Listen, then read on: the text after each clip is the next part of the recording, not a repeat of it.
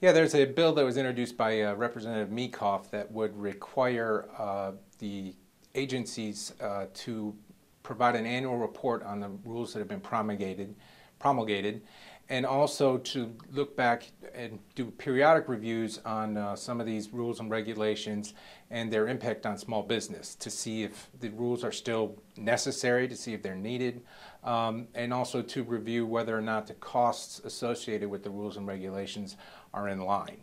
One of the things that we think is important about this, oftentimes there's very legislative oversight as far as these rules and regulations. It's the agencies that develop them.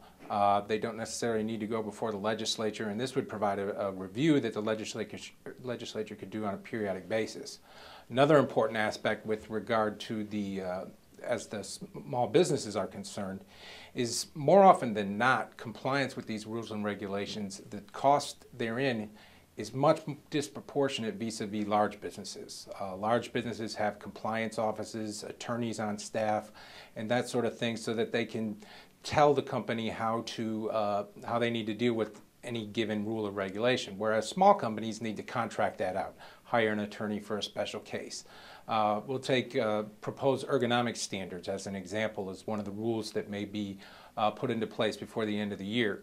It would require all companies in Michigan to present a plan with regard to how they're going to develop an ergonomic standard, and there would also be paperwork involved with that.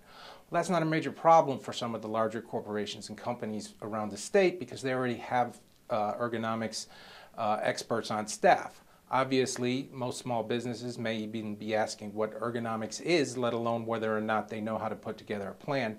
So again, they would have to hire somebody to do that. Also, some of the costs in a large business, that cost can be spread over the numerous employees that company has, where a small business can't do that.